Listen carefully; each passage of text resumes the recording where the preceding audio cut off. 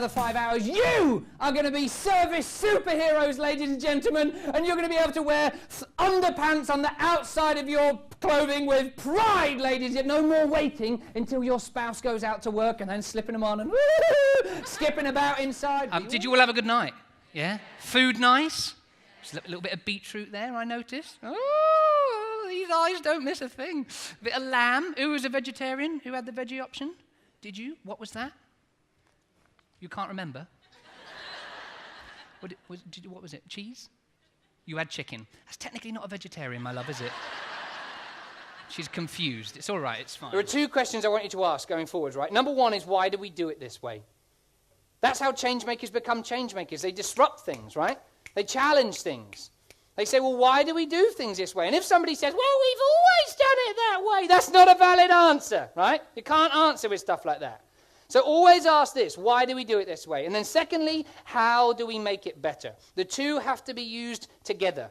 Why do we do it this way, and how do we make it better? Because it forces us to think of different things. It completely changes the way we approach challenges, changes the way we approach subjects, changes the way we approach our lives. And I promise you, I know it sounds like something from Star Trek or Deep Space Nine, it also changes your neural circuit. It literally changes the makeup of your brain.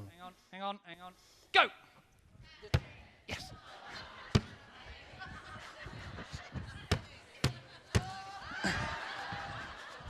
Coming at you, love!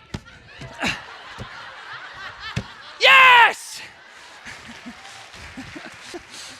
But this 6-hour lecture, and it is a lecture, revolves around two key facts, all right? The first fact is that 50% of the UK's customers said that they would move product provider because of poor customer service, all right? So half of your customers, regardless of whether the fact that it was broken, arrived late, there was a delay, whatever, half of them will leave purely because of poor customer service, all right? Furthermore, 53% of the UK's customers, that's just a little over half, said that they would spend more if the service they received was excellent. So join me on a little journey. Reinforcers are subjective. This is the thing that most people get wrong. What reinforces you won't necessarily reinforce somebody else. I don't drink alcohol. So if you say to me, Jez, that was really great, here's a case of champagne, it doesn't really drive me to make me want to do it again. If you give me book vouchers, I love books, I collect books, so I'd be all over you like a rash. Like an aggressive rash. I love books, right? But what reinforces one person doesn't necessarily reinforce another. Have you ever considered, of the team that you manage, of your people, what individually reinforces them? About you, right? Now, how many of you here in this room are specialists in your field? Put your hand up for me. Put your hands up! All of you! Come on! Lady in the back with split ends, arms in the air. Put your hands up! All for crying out loud. I mean, who do you bring me? Who are these people? How on earth can you begin to deliver anything more than a little bit ordinary if you're sat there going, oh no, we're not really special. We just provide solutions for people to keep their cars nice and safely on the road so they can go back to their families and feel confident driving it around this country, seeing all their friends and family so they're not left at home alone in a one-bedroom bedsit covered in their own sweat and piss. Come on! Oh no, I don't really do anything special. I just help the UK economy to recover by keeping local businesses on the road by ensuring they've got automotive solutions that are reliable. Come on! You're 10,000 times more important than you think you are right now. That's the real important part of this question. Why do we do it this way, and how do we make it better? When was the last time that you gave money to somebody that you didn't like? Doesn't happen, does it? You know, I've lost count of the amount of stories I've heard of people that have gone in to buy something, have felt kind of a bit awkward, like they were intruding almost in the shop or the service, or they had to work to get somebody to give them the product or the service they wanted, so they just go somewhere else. You have a question? Or just an itch? No worries. Carry on. So, last night, while you were tucking into your lamb, I was in my room. And you'll be pleased to know, ladies and gentlemen, it took me 55 minutes, but as from now, you no longer have any complaints.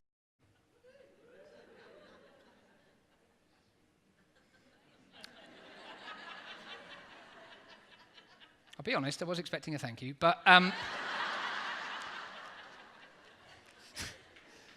I'll show you how. I tackled it the same way as I did with problems, really. A couple of you are one step ahead. You're just going to stop using the word problems and stop using the word complaints. It's a bit of an anticlimax there. I'll explain why. This woman looks so underwhelmed, it's untrue. You look like Mrs. Jez. Use the words challenges and barriers. Changes the way you approach things. Don't use the word complaints. Use negative customer feedback, because that's what it is. The thing is this, right? Language is so critically important. It's key to how we respond to things. It changes our behavior. And the thing is this, if you think of something of a problem, it kind of sounds a bit negative, right? It's got that kind of negative connotation about it. It sounds like there's going to be a problem, an issue. If you stop using the word problem and you use instead the word challenge or barrier, it completely changes how we approach something, right? It changes, literally, rewrites the neural circuitry inside your brain. If you look for somebody that can't achieve, you look for somebody that's not going to be any good, that's what you get. You need to encourage people to be what they can be. Customer service is critical because service drives sales. And those people that think that service is just an additional bolt-on if you've got time, they're those people that are going a little bit mad, all right? They're joining me in this. Go! I'll time it. Now, the best I had was yesterday, with 1 minute and 4 seconds, and that was a group of 7-year-olds. So come on, people, you are the future of Britain. It's not starting overly well. That's it, quickly, don't kill anybody! You bought your own lunch there, lovey. You a bit... Oh, it's your Haribo, all right. Sorry. You cracked open a sandwich there. Oh, he's going on, isn't he? I'm a bit... Oh, you can't go back and say, oh, did you have a nice time? Yeah, the lunch was nice. Did you learn anything? No, not really. We'll just carry on, shall we? Yeah, all right then. It's that thing, that colloquial definition of insanity is if we keep doing the same thing and expect different results, we're all mad. Being a role model? That's all right. I'm not asking... All right, yeah, aggressive. All right. I didn't write it. All right. Blimey, all right, love. All right! Just asking if you knew what it meant. Beginning to irritate me. Now, all right, look, I'll take it.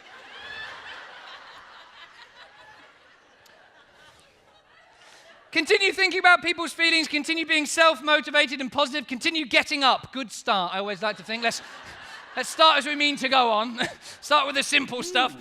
I know what you're thinking. You're thinking, Jez, come on, get to this superhero thing. I've always fancied myself as a little bit of a superhero. How do we do it? Well, I'm going to tell you. You've got some superpowers, ladies and gentlemen. How do we discover what your superpowers are? Well, your first one is this.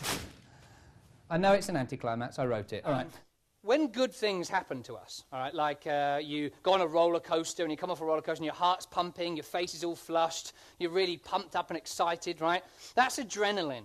And adrenaline in our body is released when good things happen. Not exclusively, but it's when good things happen, we get this surge of adrenaline, right? But what happens, and not just roller coasters, like all good things, like nice, good things that happen to us.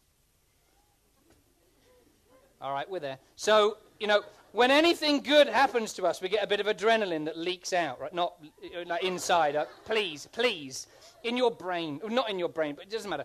So we get this adrenaline that leaks out. And the thing with adrenaline is we get a massive surge of adrenaline, and then very quickly it depletes back to a normal level again. That's what happens with adrenaline. It doesn't last very long, right?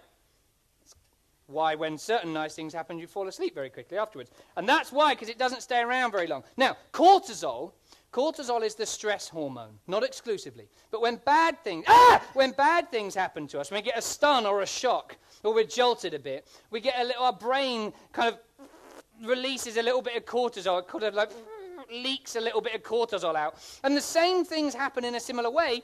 We get a massive surge of cortisol. But the thing with cortisol is it takes an awful lot longer to return to a normal level.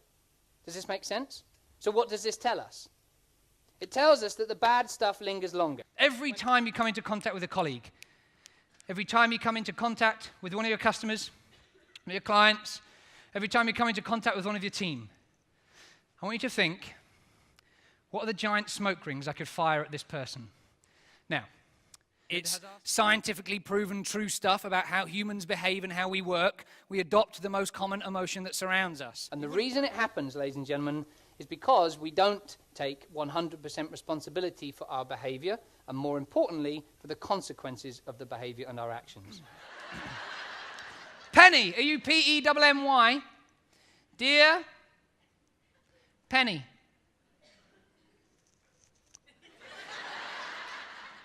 Thank you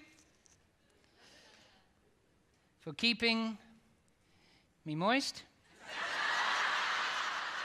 Oh, please.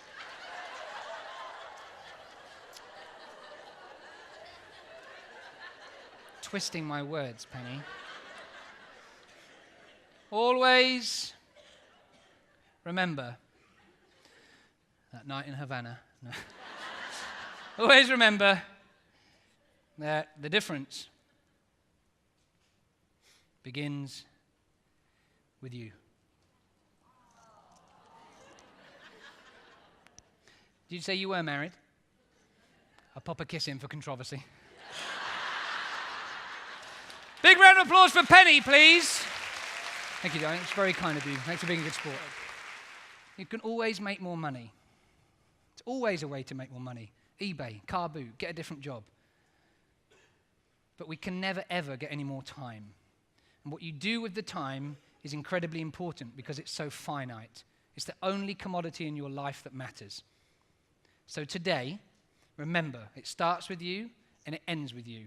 Whatever you want to be, whatever you want your team to be, however you want to perform, it starts and it ends with you.